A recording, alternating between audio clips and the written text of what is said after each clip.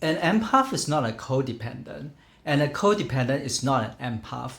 However, empaths often struggle with codependency because they share the same characteristic of a codependent.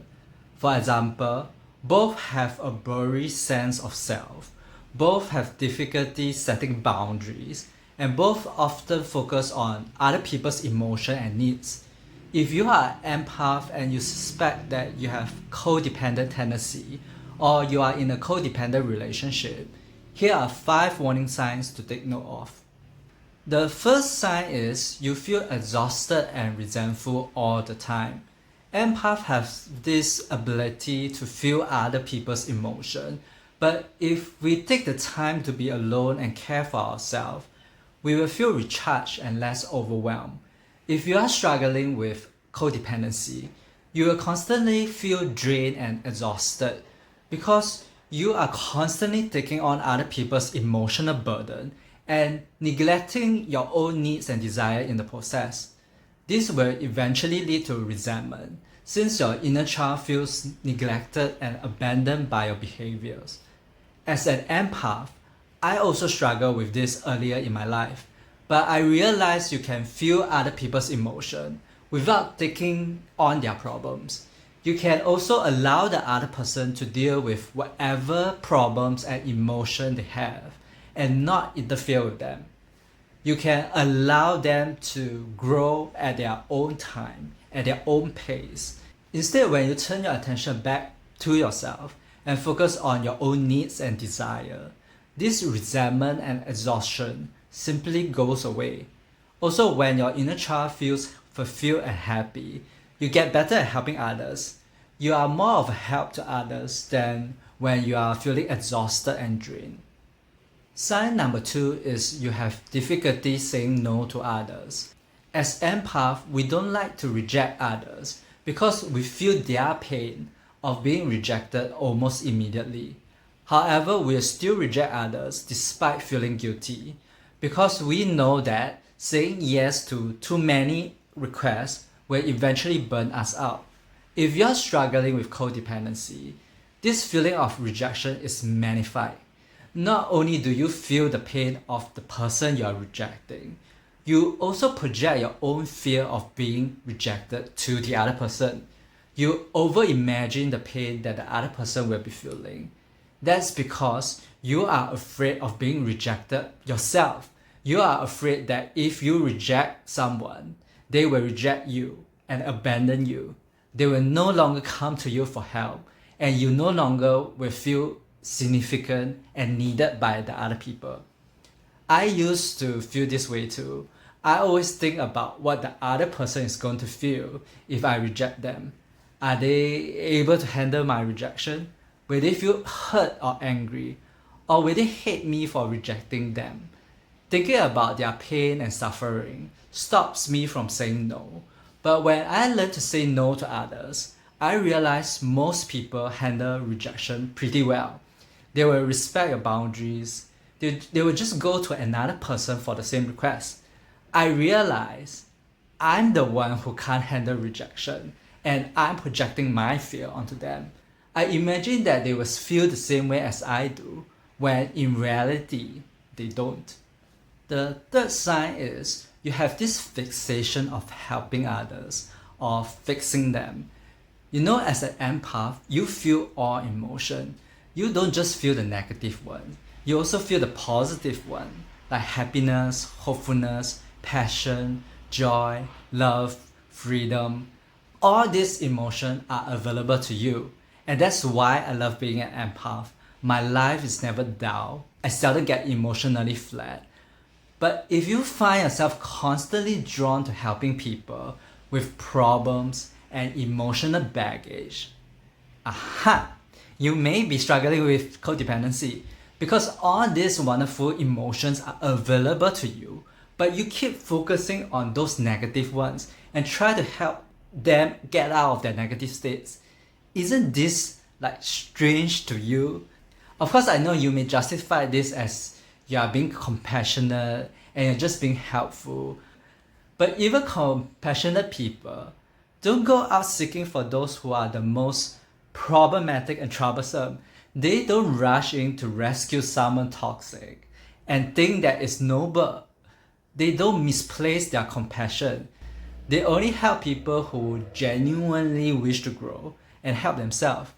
If you are an empath struggling with codependency, you will always feel a need to fix other people because it's like an addiction, like a drug.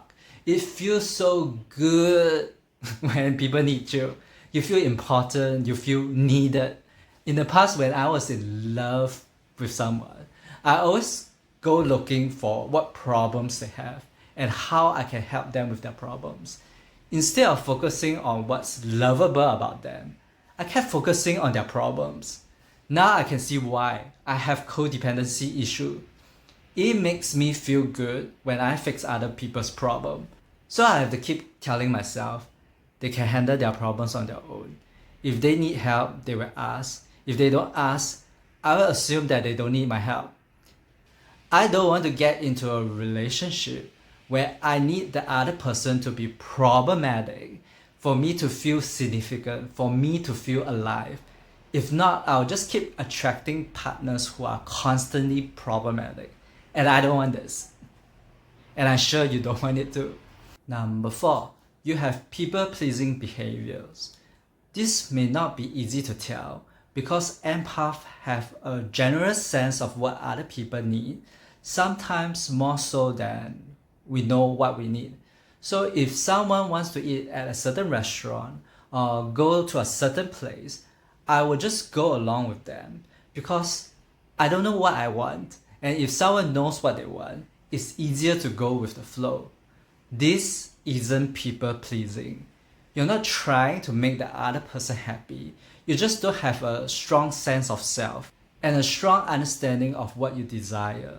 So the person with the stronger opinion or a clearer direction will lead the way. Empaths with codependency issue are slightly different.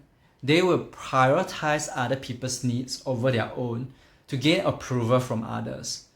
So for example, in the same scenario, the other party may recommend a certain restaurant or food that you know you don't eat or you dislike. But you're like, okay, that sounds great. This is people pleasing. You don't want to disappoint the other person, so you sacrifice your own needs for others. Or you may say yes where you want to say no. I did this a lot in the past. I will say yes to someone, and later when I go back home, I will regret it completely. And oftentimes, it's not about getting approval. Empath may please others just to feel safe. If you grew up in an abusive or traumatic environment, you're very much in tune with what makes other people happy, what makes people tick. In order to survive, you learn to shift yourself in a way that you will not get hurt or get picked on. So you unconsciously learn how to be nice to everyone and please everyone. You become agreeable to avoid threats and conflicts. However, you have to understand that as a child, you may not have the power or control over certain things. But now as an adult, the same circumstances don't apply anymore. There's no need to be afraid anymore. You don't have to please everyone in order to survive, to feel safe, or maintain peace. You're not financially dependent on other people. They are not providing you with the food and the shelter. So if someone is abusive or they don't treat you nice, you don't have to stay with them. You can walk away. You can protect yourself. Number 5, you have low self-esteem. I used to have very low self-esteem, and I know how it feels to be an empath with low self-esteem.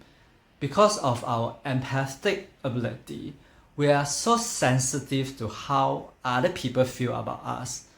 So if people have any tinge of dislike towards us, or if they feel uncomfortable around us, we know, we feel it too. Being too aware of how others perceive us doesn't make us feel good. Empaths struggling with codependency often struggle with low self-esteem too. Your sense of self-worth is heavily influenced by how others feel towards you. You might feel happy when someone you care about is happy. But if they feel sad or angry, you might think, what did you say or do wrong that make them feel this way?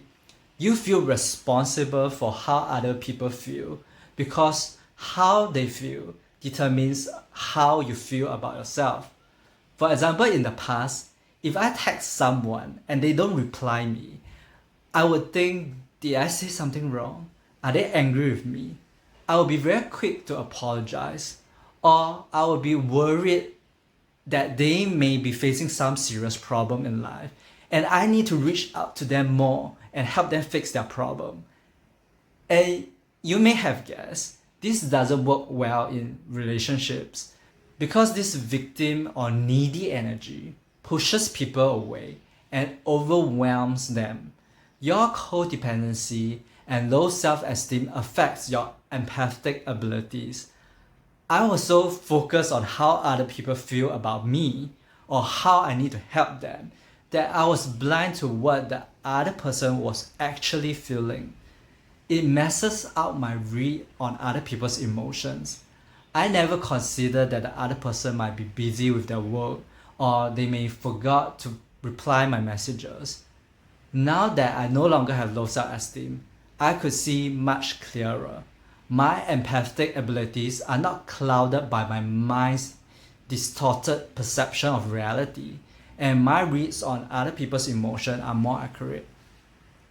When someone doesn't reply to my message, I know it's not about me, it's always about them.